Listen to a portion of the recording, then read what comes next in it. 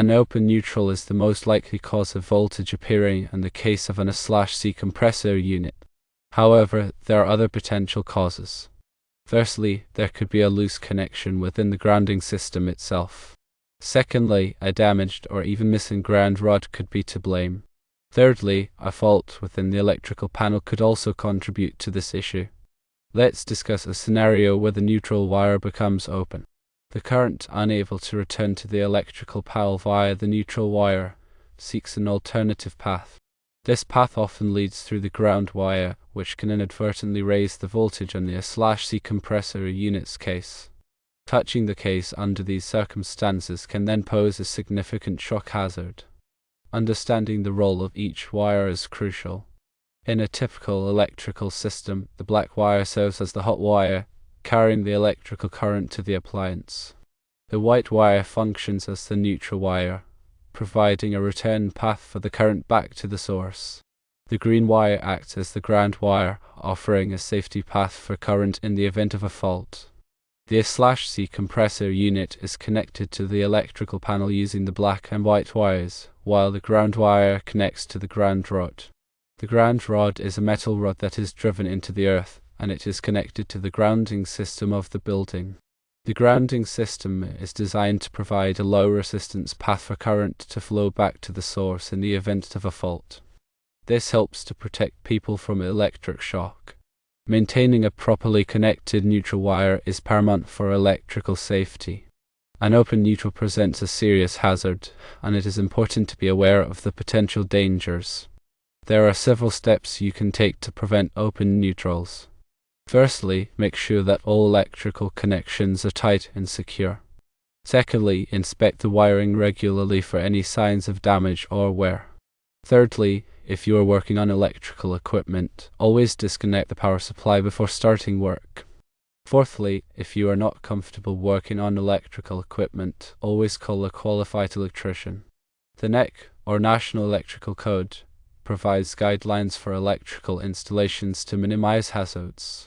For example, NEC Section 250.4 addresses grounding requirements to ensure a low impedance path for fault current. NEC Section 300.4 addresses protection against physical damage to conductors, which can help to prevent open neutrals. NEC Section 310.15 deals with ampacity of conductors and proper sizing to prevent overheating and potential failures. Regarding sizing of grounding conductors, refer to NEC Table 250.122 for equipment grounding conductor sizing based on the rating of the overcurrent protective device. For example, if the overcurrent protective device is rated at 20 amps, the minimum size of the equipment grounding conductor is 12 American wire gauge copper. If the overcurrent protective device is rated at 60 amps, the minimum size of the equipment grounding conductor is 10 American wire gauge copper. If the overcurrent protective device is rated at 100 amps, the minimum size of the equipment grounding conductor is 8 American wire gauge copper. For service entrance conductors, NEC Section 250.24 covers grounding requirements. The size of the grounding electrode conductor is determined by NEC Table 250.66 based on the size of the service entrance conductors. The proper installation and maintenance of ground rods are crucial for effective grounding. Ground rods should be driven deep enough into the earth to reach a low resistance layer of soil. The connection between the ground rod and the grounding conductor must be secure and corrosion resistant. Regular inspections should be performed to ensure that the ground rods are in good condition and that the connections are tight. Here are some additional safety tips to keep in mind. Firstly, always use a qualified electrician for any electrical work. Secondly, never work on electrical equipment while it is energized. Thirdly, always use the proper safety equipment, such as insulated gloves and safety glasses. Fourthly, if you are unsure about something, ask a qualified electrician for help. Fifthly, be aware of the potential hazards of electricity and take the necessary precautions to protect yourself. Open neutrals can cause a variety of problems, including firstly, voltage fluctuations. Secondly, equipment damage. Thirdly, electric shock. Fourthly, fire. To test for an open neutral, you can use a multimeter. Set the multimeter to the AC volt setting and measure the voltage between the hot wire and the neutral wire. If the voltage is significantly higher or lower than the expected voltage, there may be an open neutral. You can also measure the voltage between the hot wire and the ground wire. If the voltage is significantly higher than the expected voltage, there may be an open neutral. If you suspect that you have an open neutral, it is important to call a qualified electrician to investigate the problem.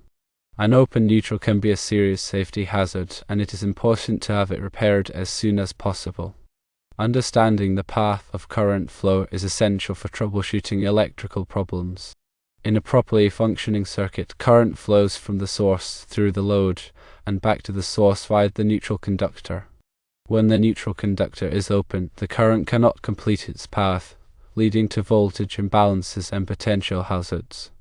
Voltage imbalances can cause sensitive electronic equipment to malfunction or be damaged. In severe cases, an open neutral can cause the voltage on some circuits to increase significantly, while the voltage on other circuits decreases. This can lead to equipment overheating and fire. Remember that electrical work can be dangerous, and it is important to take the necessary precautions to protect yourself. Always disconnect the power supply before working on electrical equipment, and always use the proper safety equipment. If you are not comfortable working on electrical equipment, call a qualified electrician for help. Properly sized conductors are also essential for preventing open neutrals.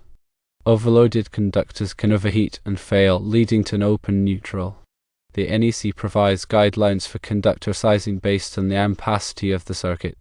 Always use conductors that are rated for the maximum current that the circuit will carry. Corrosion can also lead to open neutrals. Corrosion can occur at electrical connections, causing the connection to weaken and eventually fail.